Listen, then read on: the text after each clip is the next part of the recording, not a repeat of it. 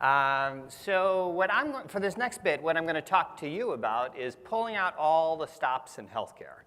And I would say that we're at a very disruptive time in our industry. And I would say a good disruption, actually. There's a lot of excitement, there's a lot of new investment, there's a lot of change, and those sorts of things. And I think it's driven by a couple reasons. One is we've digitized healthcare, basically. And so it's a little bit like perhaps moving an economy from like a steam-powered economy to electricity. You suddenly have this new platform, new technology. It opens up new companies, new approaches, new ways to do things. And that's where we are with healthcare. And I also think the pandemic has, encouraged us to kind of get off the couch as an industry and build hospitals in 2 weeks and redo the workflow in our existing organizations to build vaccines faster than we've ever done in history, to take care of patients via video, those kinds of things. Those kind of quick changes, I think, encourage a spirit of disruption and change in our industry. But before I get too far on this concept, does anybody know where the expression pull out all the stops comes from? One person. A few? Very good. I did not know, actually. Apparently it comes from, I know now, it comes from church pipe organs. So a church pipe organ basically the keyboards have like 61 keys. You maybe have 2 of those things, but they're way more than 61 pipes. You might have 1,000 different pipes, the big ones that you see. Sometimes there's a pipe room with a whole mess of other pipes as well. And what happens is that there are these stops. So let's say the flute stop. When you pull out the flute stop, that lets the air through the pipes that sound like a flute, basically. So as you play the keyboard, it'll sound flute-like. And if you want the organ to sound like a trumpet, then you pull out the trumpet stop, and those pipes will be activated. And if you want to sound like both, you can pull them both out, and it'll sound like a flute and a trumpet are playing together. Or you can pull out all the stops, basically. And what happens when you do this is all the pipes are activated, all the air is flowing through all the pipes, and you have this giant orchestral kind of all-in sound for the organ. And I think this is a good analogy for healthcare. There's really an all-in approach. There's a lot of companies, a lot of investors, a lot of excitement, in our industry, and it just feels like all the stops are out. And I would say there's kind of three major forces that are driving change in our industry: economic, consumerism, and technology. From an economic point of view, you have a lot of investment in healthcare. I read recently that there's 5 times the amount of investment in healthcare than any other industry. And healthcare is not 5 times bigger than other industries. So there's kind of this giant interest in getting into healthcare. And you can even see with big companies like Oracle buying Cerner or Microsoft buying Nuance or those sorts of transactions. People really want a piece of healthcare, and they want to be engaged in this great industry. But on the buying side, so the governments, payers, purchasers, times are still difficult from an economic point of view. So we have an aging population. Our boomers are getting into those ages where they have multiple chronic conditions and those sorts of things. The cost to take care of a patient rises per year faster than most of the rest of the economy. So we have to choose between other social programs and healthcare and the other things we want in our economies typically. There's very thin margins. Health systems have already been thin. They've run at a 2% margin or so, but all that had been wiped away with the pandemic. So it's a very stressful time financially on the health system side. And buyers are, not as interested in paying fee-for-service, more. Basically, they want looking at different payment models like accountable care, paying for a set amount per patient per year, or global budgets for a public health system, a set of hospitals. Here's your budgets for the year. Good luck. Take care of your patients. That kind of thing. So there's a lot of economic stress in the market that's creating churn and change. One of the most exciting areas is the rise of consumerism. And actually, this is the area that we've had most of the interesting discussions with all of you, our customers, around the last 6 to 12 months. So us as consumers, our expectations are changing.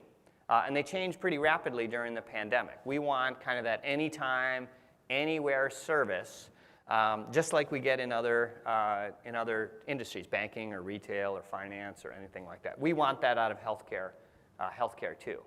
And you have companies really innovating in this regard. So you can get your physical and vaccination and flu shots and all that stuff at your local CVS or Walmart or things like that. You can get your pharmacies refilled from Amazon Pharmacy, or CVS and Walgreens are working on things like that. So healthcare is kind of coming to you as a consumer. And so we've had a lot of very interesting discussions, like I said, with many of you. And we'll hear from Eduardo from Ascension in a little bit, talking about some of his changes he's driving in this regard.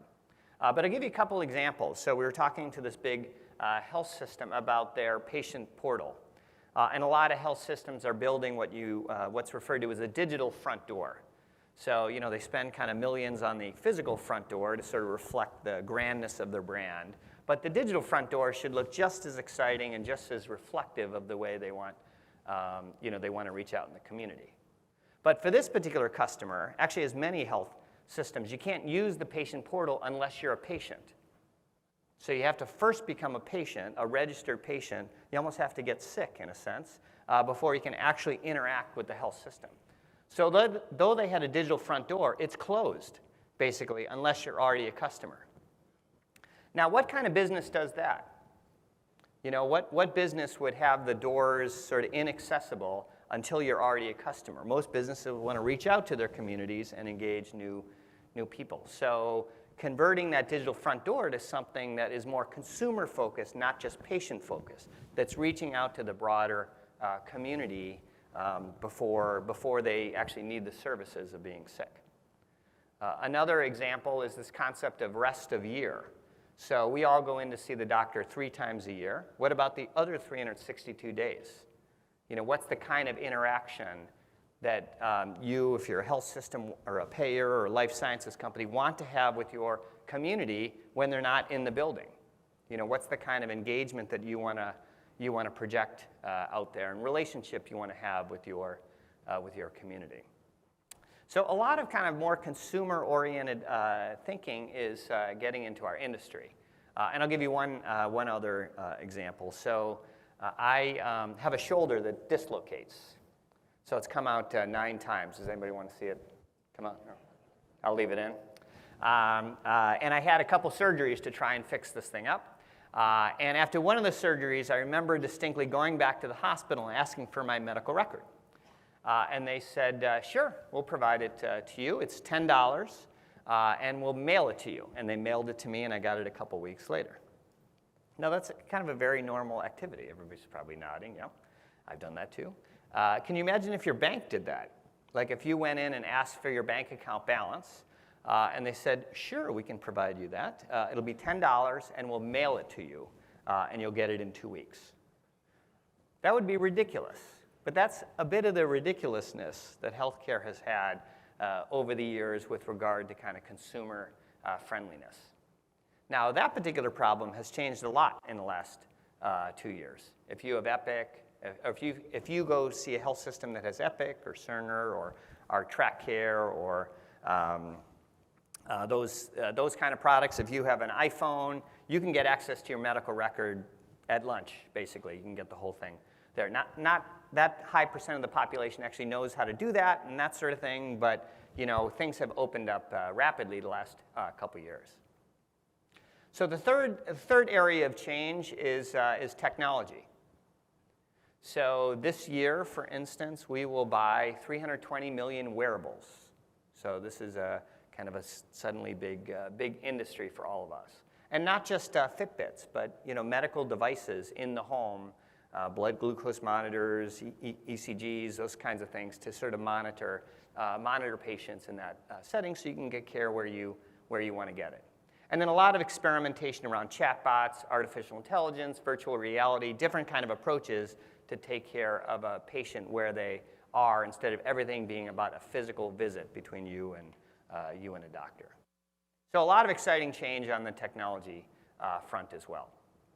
And I think all this is supporting a transformation in healthcare, a digital transformation in healthcare, moving to kind of a new healthcare environment.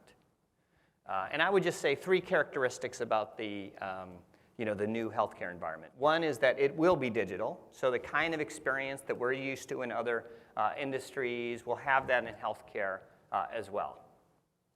Second, it'll be more flexible, so it'll be on our terms as consumers, not just necessarily on everybody else's terms, so that anytime, anywhere, kind of flexible approach to healthcare as much as can be done will be part of the more part of the future.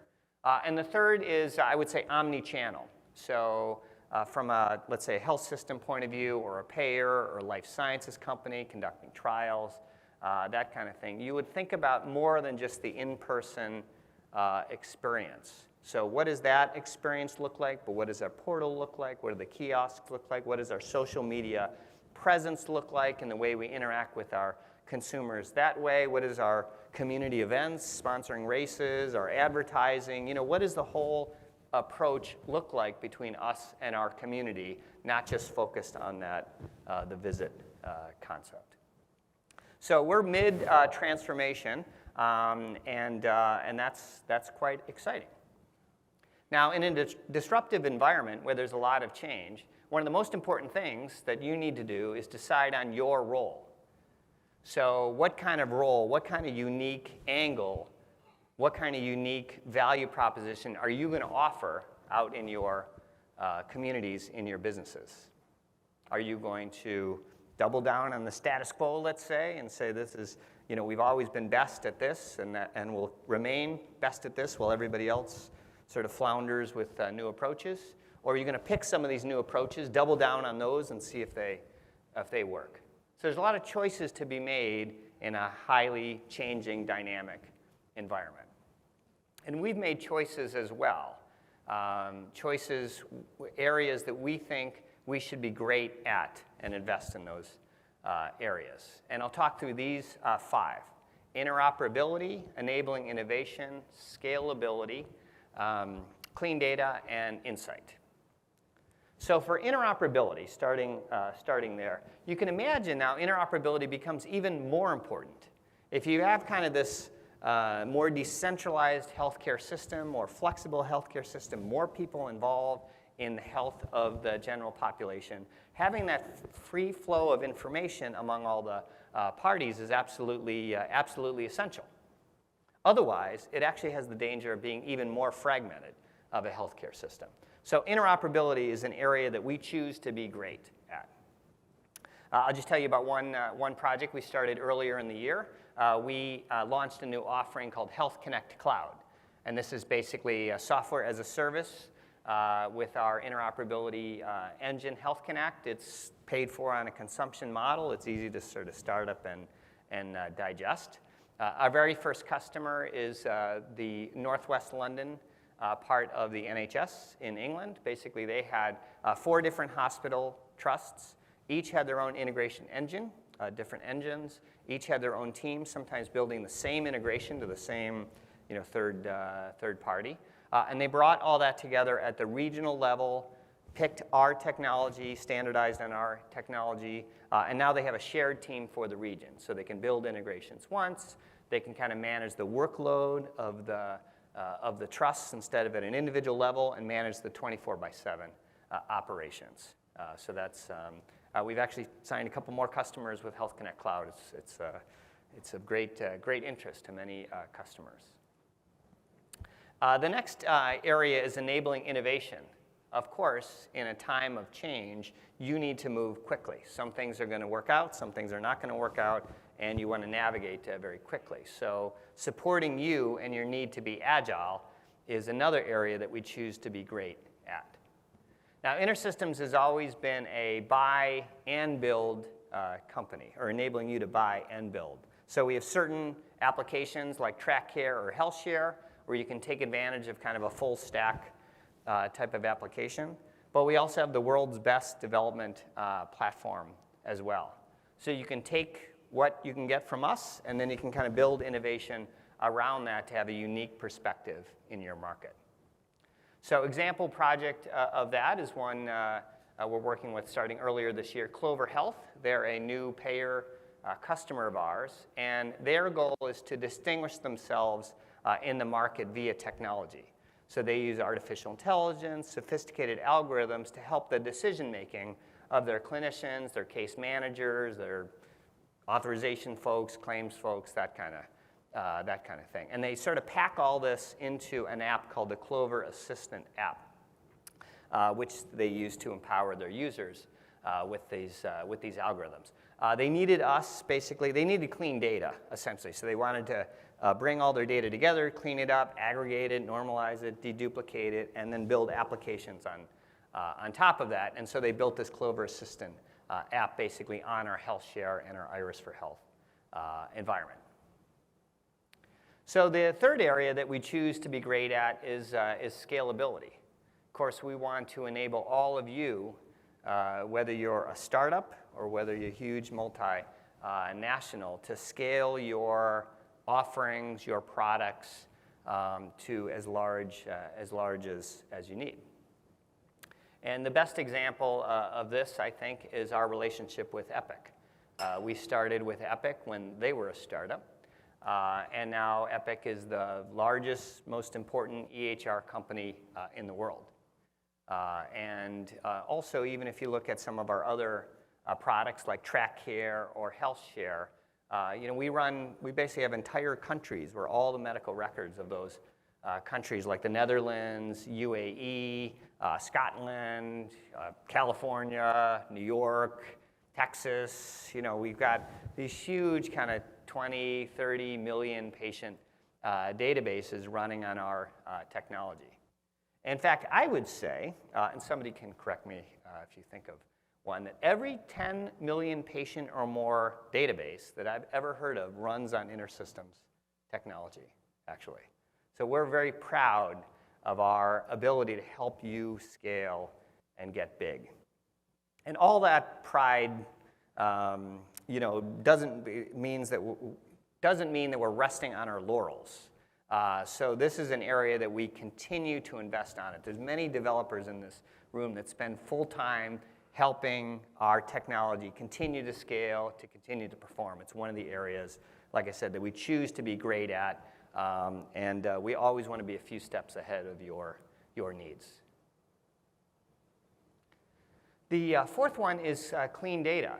So now that we have digitized healthcare, we have used that data mainly for single patient use cases. Like patient comes in, you sort of take care of that patient, you order a med's fulfilled, it's administered on the floor, you're looking at a unified care record for a patient. It's kind of that one patient at a time workflow. So that's where we started. But now that we have data on tens of millions of patients, there's so many new use cases that we can open up around new kinds of research, public health, population health, building machine learning models, those sorts of things on aggregated data. And so this is a really important kind of next phase, I think, of using digital data in healthcare. And I'll highlight one project on this. So we have a new offering as well called HealthShare Cloud, where like Health Connect Cloud, we offer HealthShare on a consumption-based model as a service. Early customer of this we signed them earlier this year and started working with them is Jackson Health and University of Miami. These two health systems in the same city wanted to work together around doing research on their combined de-identified patient data. In this case, though they share a lot of patients, they don't share every patient. So we needed to de-identify the data for them to actually do the research on these patients. So they use HealthShare Cloud.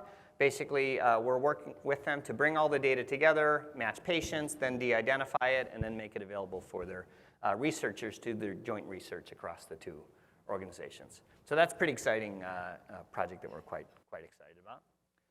And then the last area that we choose to be great at is insight. I think a lot of IT projects and a lot of data-based projects really produce great machine learning models or dashboards or reports that just don't get used and just don't make an impact. And so what's extremely important to have there be some fruits of our labor is to get those insights, to get those models, those kinds of things into the workflow of the users at the point of decision. Okay? And not just 7 clicks away, but right there when they're making decisions that this kind of insight is sort of delivered to them. That's really, really important to make our work effective. So I'll highlight a couple things here. One is our customer Rhodes Group. Rhodes Group is in New Mexico, and New Mexico has a goal of eliminating hepatitis C by 2030, and Rhodes Group is part of this, mission. What the state has done is they have special programs, special funding to treat hepatitis C patients. And most patients aren't aware of this. There's tens of thousands of patients that are eligible for these programs and these fundings, but aren't aware of it, and their doctors and other folks that they interact with aren't really connecting the dots. This is also an underdiagnosed condition.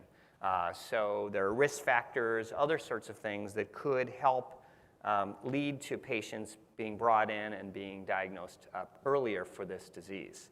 And so what Rhodes has done is they built dashboards, rules, sophisticated algorithms, and plugged them right into the workflow throughout the state. And so patients that are eligible for this funding, for these programs, have high risk factors. Their doctors will know about it in real time, and other folks will know about it in real time and be able to engage them in the care that they need much earlier. So this helps save money. It helps eliminate this particular disease, and a patient discovering this earlier in the life cycle will have a much better outcome. So that's exciting. And we also are announcing this week a new component that we're releasing called the Healthcare Action Engine. And what this is, you'll see it later this morning, actually. It's a low-code, no-code, rules-based environment where you can put in rules, you can put in triggers when you want these rules to fire. You can put in, well, what happens if a patient or whatever satisfied this rule. You can drive a notification, present a card of information, recommend the next action, that kind of thing. So it's all around using the data, encoding your algorithms, and then delivering that insight to the point of decision to the right person. So we're pretty excited about investing in this area. So those are the 5 areas that we choose to be great at. And we think these all really tie to what's happening with all of you in our industry around driving this digital transformation to this new healthcare environment. We are in the great city of Seattle. And I think one of the greatest things about Seattle is all the great musicians that have come out of this city. You have Heart and Nirvana and Pearl Jam and Soundgarden, and probably the greatest of all these is Jimi Hendrix. So I wanted to close with a Jimi Hendrix story. So Jimi Hendrix is widely seen as one of the very top guitar players of all time. He's usually actually number 1 on most lists, but he would never be dropped below number 2.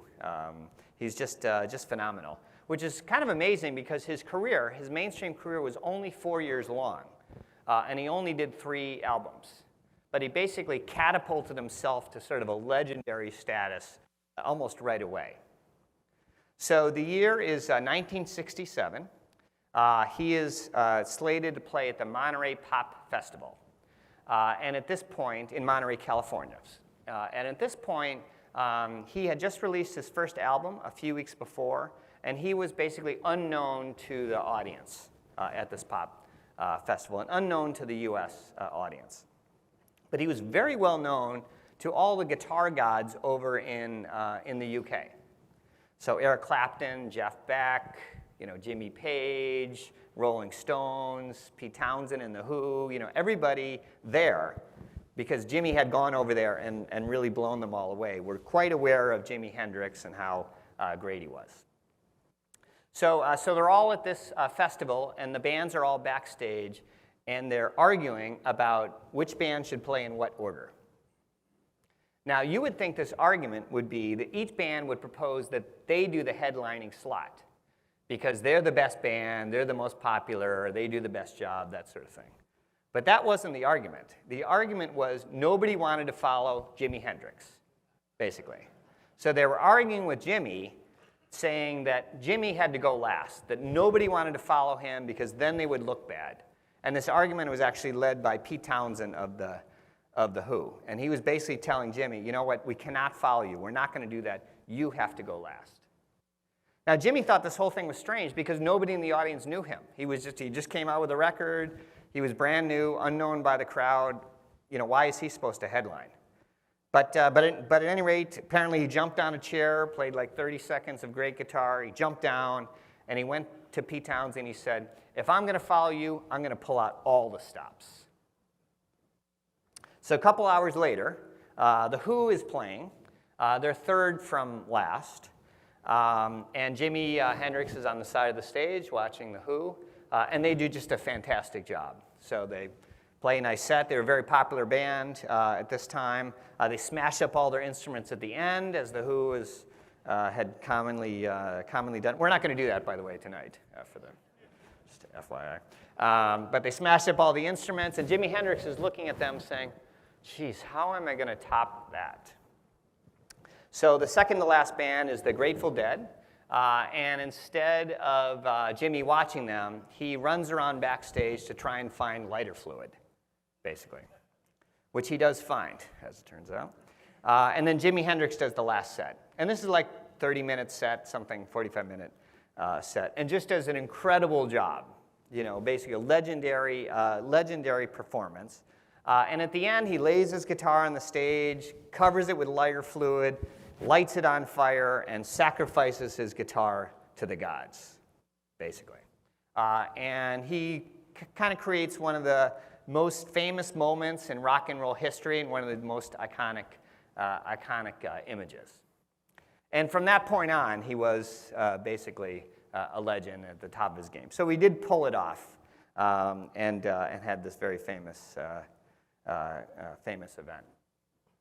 Now, you know, he wasn't great because he lit the guitar on fire. You know, any self-respecting teenage boy can light random stuff on fire, right?